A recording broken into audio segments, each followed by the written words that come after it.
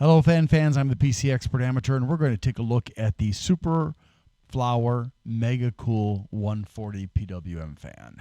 It's a 3-pack because you get a little bit of a discount on the price when you buy a 3-pack. Also, I got this package for 15% off, so that made it quite a nice improvement on the price, which you'll see later.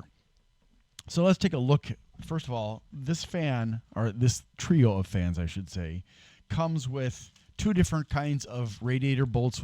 One, the regular radiator bolts, which is this one, and this one is the radiator bolts plus hollows, which is slightly longer, but otherwise I don't think there is a difference to it, but it's really hard to tell without very precise calipers, which I don't have. It also comes with fan bolts, of course. 3 extension cables, and one cable that will allow you to connect this to the power supply via SATA. And I'm trying to unwrap this just to show you a little bit. Now, I don't know why, but this only... Yeah, I do know why. There are only 2 connectors for fans, one male and one female here. And the reason is because these fans are designed to be daisy chained. So you've got the male here and the female here. Now you'd say, well, that's a female and that's a male. But no, this is where the pins are sticking out, even though it's inside of a socket. And this has just got holes. So that's why there are only 2 here. So don't get confused about that and think you got ripped off and they should have sent you 3 of those things. One is all you need. And this is what it looks like. It's got purple corner cushions, rubber cushions, and the color is kind of pearlescent gray, I guess you could say. The fan blades on the leading, is it the leading edge? No, where is that? Yeah, they're very sharp. So please be careful. You don't want to accidentally, snip something off. And these do run pretty high at maximum speed. There is no speed switch, which is a little bit irritating. I wish they had like a button you could use, but they do come with a remote control. Now you do have to kind of press the button a little bit of a long time. If you just kind of click it real fast, it won't register with the fans. But if you press it slowly, or not slowly, but a little bit of a long time, like a second, then it should register that the speed has been changed, and there are 3 speed settings via the remote control. I wish still that there was a button on the fan itself as well as the remote control. I can't articulate why at this moment, but I think that would be a better idea. But I like the purple touch because I'm getting really bored of looking at black fans and white fans and occasionally gray fans. And then of course there's Noctua. Most companies don't provide interesting looking fans except for Yeston, Zagonal, which tends to make low power fans, and Vitru, which has the macaroon fans that are very colorful, but wimpy. And I'll be reviewing those, I believe, next. I'm looking at my pile of what is that, a 10, 15, 10, maybe a dozen fans over there. And I believe the macaroon one is on the top there. So you'll see, I think that's a yellow one. But there's also like blue and red and green and stuff like that. So most companies, they don't understand that it would, for some of us, it's more interesting to see color on a fan than to have lights on a fan. And the coloration doesn't suck up energy like the lights do. Yeah. And if you're living in an area where energy is very expensive, that's an important consideration. But anyways, these are one of the top fans available right now, along with the Fantex T30, the Silverstone FHS 120X and 140X, which are industrial fans, so they're 38 millimeters thick instead of 25 millimeters thick. This particular fan is the first and only, is according to the box, and as far as I know that's still true, 3-phase and 12-pole motor design. which is, yeah, I don't know how, I can't really explain how that is advantageous, but apparently it's good. So these are as thick as the Fantex T30. There are other fans that rank up there with them, but I'm not going to go through the list right now. So let's start by checking out the speed control.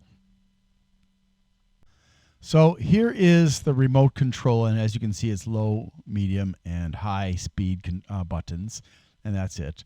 I forgot to mention that inside of the box, each fan comes in its own bubble wrap bag, and that's a smart idea because when you're dealing with ball bearing fans, they are much more sensitive to jarring shocks being dropped or thrown or whatever like that.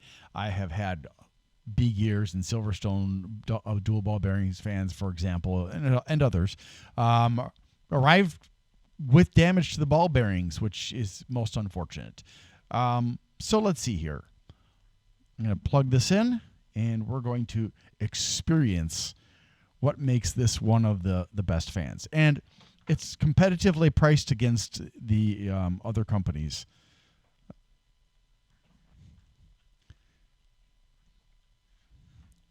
So I think what I'll do is I'll put it right here, and that way you can hear the sound and see perhaps the motion.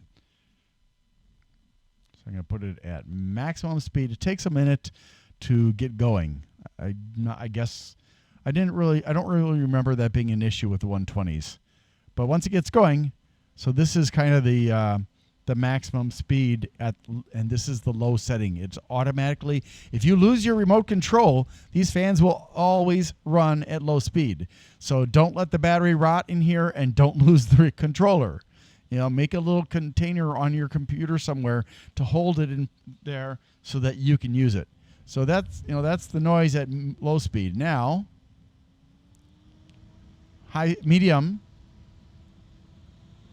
and high speed. So yeah, it's about 1 second for a press for it to register. Because if you try to do it fast, sometimes it registers it, sometimes it doesn't. It just depends. And you can see the light going off. I've tried before where I pressed really fast and it just didn't register. I thought there was something wrong with fans with the 120s and with these as well. But I guess they needed to be warmed up. I don't know. Anyways, so let's go ahead and do the actual listening exercise. And I'm going to make sure this is on low. Yep, it's on low.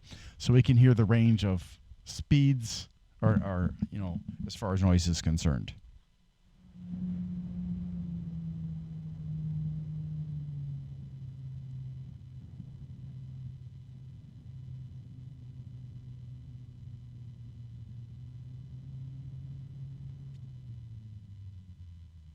Uh-oh. I found the off point. Ooh, yeah. It appears, yeah, there we go. So that's the slowest I can get it to go. And I do hear a kind of a rubbing noise from the bearings.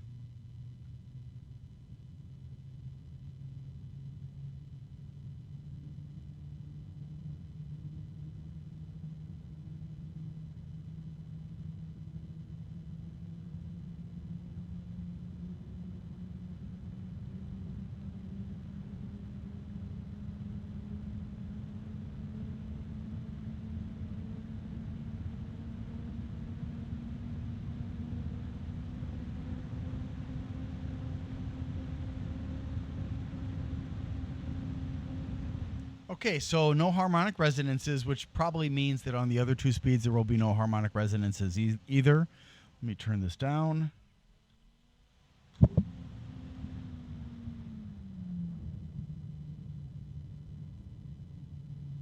There. Okay. Ooh, it doesn't like that.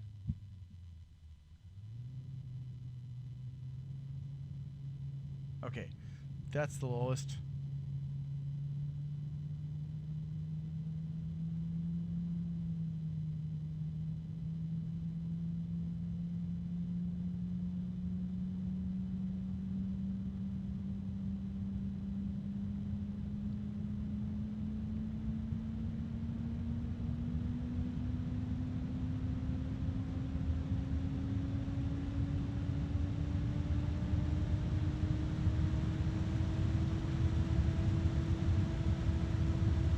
So that's the maximum noise volume. As you can tell, it's loud. So now I'm going to put it on the highest speed.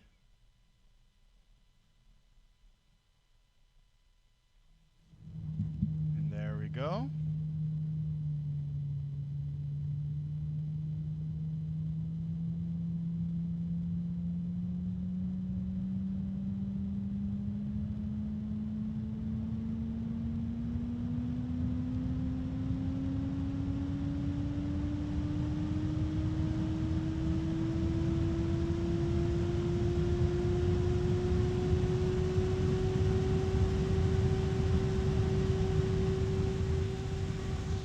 Ooh, that's noisy.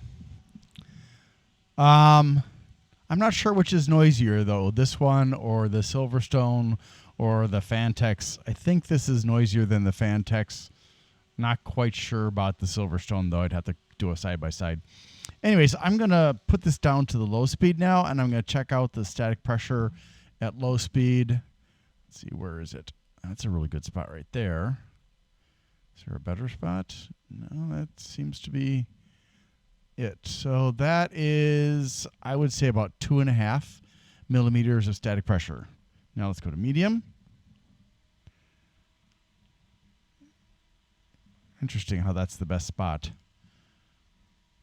So we're at about 3 now, I think. You notice that my hand's way up here, so you can see that the air is definitely going into a cone shape instead of straight, which is one thing that Silverstone can do better with the air penetrator variety, where they have that built-in grill. Unfortunately, that does make it harder for them to be cleaned unless you're using compressed air.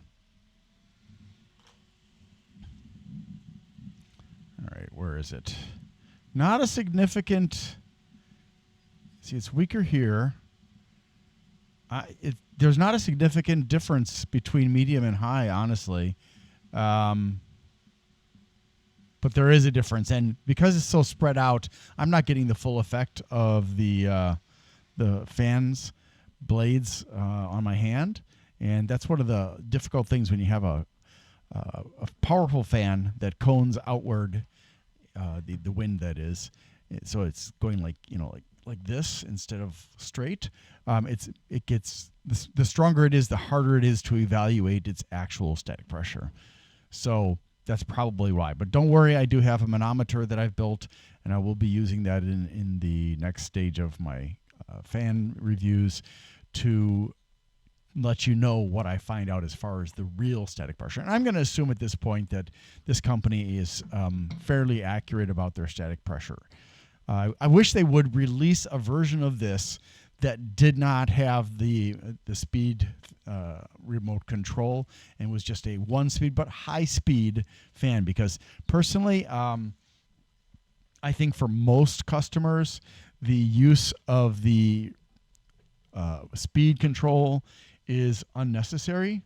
And if they were to release a non-speed control version, or versions, like low speed, medium speed, high speed, that might end up being more cost effective for a lot of customers and might entice a lot more customers to buy this instead of, or that version instead of this version. And then this would be for like the really enthusiastic people who really want, for reasons that I can't figure out, really want to have that much variety.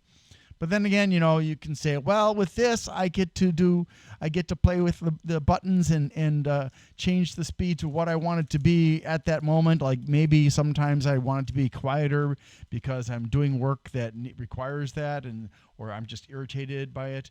And other times I need to let it go to full blast because I'm doing something that's making my computer too hot, that kind of thing. But honestly, I'm not really sure. I only have these because, well, they're highly rated, and I wanted to be able to review them myself and let you guys know. So that's it. These fans, obviously, if you haven't figured it out already, are appropriate for cases, air coolers, and water coolers. And based on the published specifications, you could definitely use these for all of those three functions. The static pressure would and the airflow, I would say, would allow these fans to also be used for servers, although I don't think they would necessarily be the best choice for servers, because with servers, they usually run the fans at max speed all of the time. So, but yeah, with the published specs, you could, even though it'd be kind of wasteful. You can get better fans without the unnecessary speed change thing. So, would you please help me like, subscribe, share, and comment? That'll really make a difference on my channel. It'll only take you a few moments. Thank you very much. Let's look at the specs now. The Superflower Megacool SF-PF141-BK-3P. That's 3P for 3 in the package. It's a 3-pack. And this is each fan costs at full retail about $26.33 with shipping. I got it for about $5 less than that per fan. So if you wait, you can get a deal on the price, which is what I did with the 120s as well. The certifications are CE, ROHS, TÜV, and Underwriter Laboratories E525900, made in China, 140 by 30. So, if you're going to use this, make sure it's actually going to fit where you want to use it. That's important. As with any fan that is larger than 25 millimeters of thickness or depth. 70,000 hours of life, 40 degrees Celsius. So obviously, if the temperature is lower, it's going to last longer. 6-year warranty, which is fantastic. Not very many companies offer that. Scythe doesn't offer that, and I don't think Silverstone offers that. And they don't offer that. They only offer a 1 year in the U.S. and Australia and 2 years in the EU. Arctic offers 6, I believe. Noctua, I believe. But most companies don't offer that nice of a warranty. And I disagree with Aris at Hardware Busters that such warranties are unnecessary. I think they're absolutely necessary. It's added value, and it's an indicator that they stand behind their product in a big way, whereas the shorter warranties suggest, gosh, it's only going to last a year, even though it's rated for 120,000 hours of constant use at whatever temperature. These things, when you consider them together instead of in isolation, are important. So it's a 300-gram fan, 9 blades, 125 millimeters between the mounting holes, 1,800 RPMs at the low speed, 2,300 at the medium speed, and 2,700 at the high speed. And for whatever reason, they do not actually tell you what the speed range is for each of those 3 settings, which is kind of irritating. And then at low speed and medium speed, there's a variance of plus or minus 200 RPMs. And at high speed, there's a variance of 250 RPMs. The airflow is 110.33 at low speed, 153.11, and 175.03 CFMs at high. The static pressure, low speed 2.35, medium 4.1, and high is 5.54 millimeters of static pressure. And then low speed 39.24 decibels, 46 in the medium speed, and 50.59 decibels in the high speed, which makes this louder than the Silverstone FHS 140X by a small amount. But that small amount means a lot in terms of how decibel numbers are used. It's not just like you go up 1, then that doesn't equal 1. It equals a lot more than 1. It's kind of weird. Anyways, so that's the range for decibels. And then the cable is 14 centimeters, and it is daisy chainable and sleeved. PWM connectors, dual ball bearings, 12 volts, so the voltage is like that. The watts, minimum speed 4.2, medium 8.4, and high speed 12 watts. So these are very power consumptive. And then for the amps, 0.35, 0.7, and 1 amp respectively. So if you think about this, if you want to run this on max speed, you can, and you're going to run it off of your headers on your motherboard, you're only going to be able to run one of these fans per header. Even if it's on medium speed, if you're, unless you're using a very electrically conservative fan, like say the Arctic P12 PWM PST, which is very, very conservative, you're going to not be able to add more fans to that header. So let's see. There are indicators of rotation and flow, turns in a clockwise direction, comes with 12 fan bolts, 24 radiator bolts. It has corner cushions, remote control for the speed, 50 centimeter SATA to male and female plug and socket. And then so the plug is the female and the socket is the male, just to clarify that for you. And there are 3 50 centimeter PWM extension cables, as well as the remote control. Again, I don't know why I have it twice, but I do. It kind of clarifies, I guess, in case I forget to put RC. And but yeah, there you go. Hello, thanks for watching my video, and I need to ask for your help. So my financial situation has become very uncertain with my employer and also with the workers' comp case I have from an injury I had at work last year in 2023, for which I'm currently suing the workers' comp company. I really don't know what's going to happen in the next few months, but if you can find it within your ability without screwing yourself up to help me out, you have 2 options. One of those is to just go to my channel, Glenn's Fast Reviews, and make a one-time donation there. Or if you would want to do a repeating donation, a monthly donation, you can go to patreon.com slash GLENNMII.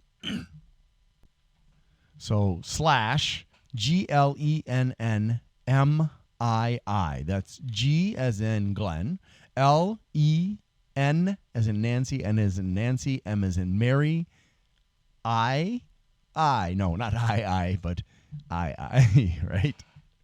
And there are various choices for you to sign up for.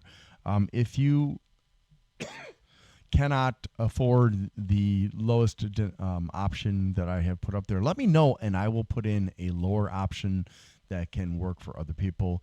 Also, I want to say thank you to my very first Patreon, Rudik from Australia, who has been very kind enough to support me, and even said if I can't afford the postage to send the gifts that he has become eligible for, that's okay. I will certainly try to do that anyways, and it means a lot because not only did you choose to financially support me, but you've also been supportive in some comments on some of my videos, and I think that's absolutely fantastic. So yeah, if there are any questions, please put them in the comments, and you here or on Patreon, and I will try to get back to as quickly as possible. Sometimes I don't see comments right away because of the way YouTube works. And oh, by the way, thank you to Bleeping Computer, and it's the owner of Bleeping Computer, who goes by the name of Grindler online on his website, for allowing me to use his platform to promote my channel, the PC Expert Amateur, and I appreciate it very much. And if you need help with, say, malware or technical problems with your computer, the Bleeping Computer volunteers are a good bunch of people who have a great deal of knowledge about a lot of different kinds of problems with computers. And with there's a dedicated volunteer malware removal team there. Sorry. And we'll be happy to help you. And you can just go to bleepingcomputer.com and click on the forums. There's also lots of great news about cybersecurity about hackers and stuff like that.